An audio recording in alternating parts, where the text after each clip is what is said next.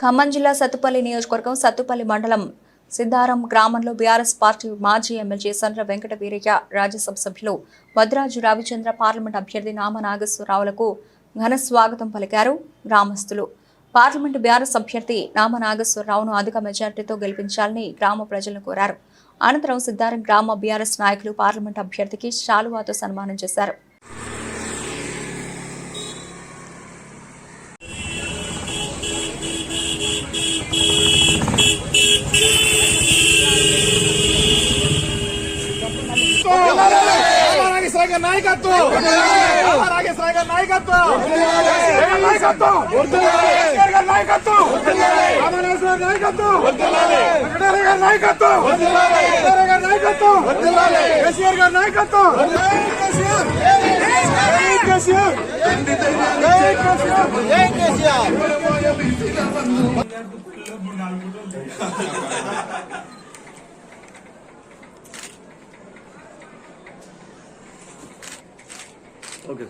మీ అందరినీ కోరుకుంటూ ఎవరన్నా ఇక్కడికి వచ్చిన వాళ్ళు ఒక్కళ్ళిద్దరు ఎవరన్నా కాంగ్రెస్ కానీ ఓటేస్తే మీరు ఒక్కసారి ఆలోచించుకోండి.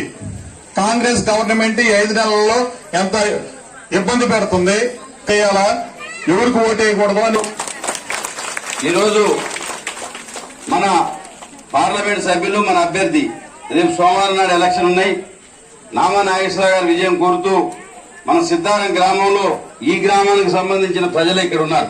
మీ అందరికీ ఏర్పాటు చేసిన మా నాయకత్వం ప్రభాకర్ గారు, ప్రసాద్ గారు, అదేవిధంగా సర్పంచ్ గారు, వైస్ ప్రెసిడెంట్ గారు, మురుగలపాటి గారు ఇట్లా చెప్పుకుంటూ పోతే చాలా మంది ఉన్నారు.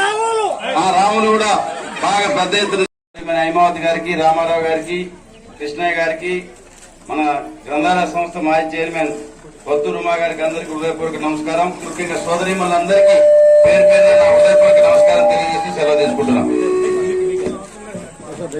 మీరే అనుకున్నారు 2000 నుంచి 4000 అవుతుందనేసరికి మీరు ఆశపడే ఇక్కడ పెన్షన్ వచ్చేవాళ్ళందరూ చేయొద్దండి. ఒకసారి పెన్షన్ ఎవరు కొత్తగా చేయొద్దండి. మొత్తం ఇంతమంది పెన్షన్ వస్తుందే మీకు అందరికీ ఇప్పుడు బాకీ ఉన్నాడు. మీకు 10,000 రూపాయలు బాకీ ఉన్నాడు. అంతేకాకుండా మళ్ళీ ఇంకేమన్నాడు, కాంగ్రెస్ ప్రభుత్వం ఏర్పడిన వెంటనే 2 లక్షల రూపాయలు రుణమాఫీ అన్నాడు. మొదటి సంవత్సరం పెడుతున్నా అన్నాడు. ఇప్పుడు వచ్చి 5 నెలలు అయింది. ఇంతేకాకుండా ఇంతకుముందు కళ్యాణ లగ్నరే అయితే ఒక చీర కూడా పెట్టింటాడు ఆయన సొంత డబ్బుతోటి.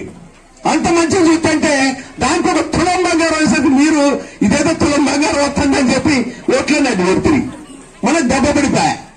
మరి మీ ఊళ్ళో ఇప్పుడు ఊళ్ళో ఎన్ని పెళ్లిళ్ళైనా ఇప్పటికీ ఈ 5 నెలల్లో పెళ్లిళ్ళు అయినాయి కదా, అయినా కాలేనా వాళ్ళ కళ్యాణ లక్ష్మి అడిపోయింది, ఆ శాది ముబారక్ అడిపోయింది, ఆ తులం బంగారం అడిపోయింది. మీకు ఒకే ఒక అవకాశం ఇప్పుడు వచ్చింది.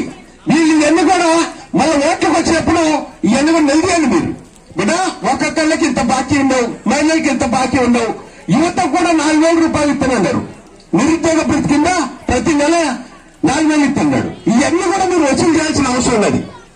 రెండోసారి కూడా మోసం చేసినాం. ఇక ఈ ప్రజెంట్ ఏమంటారు అన్నీ కొట్టేస్తారు వీళ్ళు.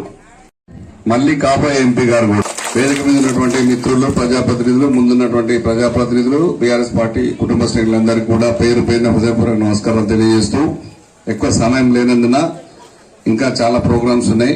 ఒకటి సరే మొన్న జరిగింది అందరికి తెలిసిన విషయమే, మిత్రులు చెప్పారు. సరే ఆ బాధలోంచి తేరుకొని ఇప్పుడు మళ్ళీ నిలదొక్కోవాలి కాబట్టి, ఖచ్చితంగా వాళ్ళని నిలదీయాలి కాబట్టి మనకున్న అవకాశం ఒకటే ఒక అవకాశం. ఇప్పుడు కారు గుర్తు పార్లమెంటు సభ్యులు వచ్చారు. కారు గుర్తుపై ఓటేస్తే నామా నాగేశ్వరరావు గారు గెలుస్తారు.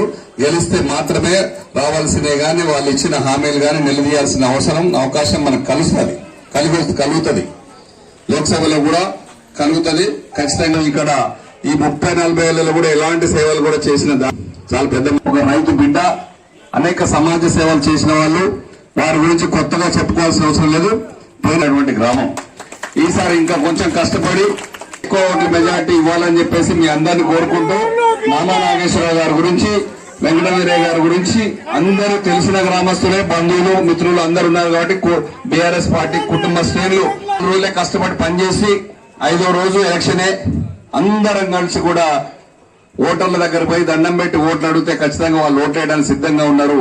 కరెంటు లేదు, నీళ్లు లేవు, ఎలాంటి ఉపయోగం లేదు ఈ ప్రభుత్వం వల్ల. మనం మళ్ళొక్కసారి మోసం చేసుకోకూడదు, మనం మోసపోకూడదు. మనం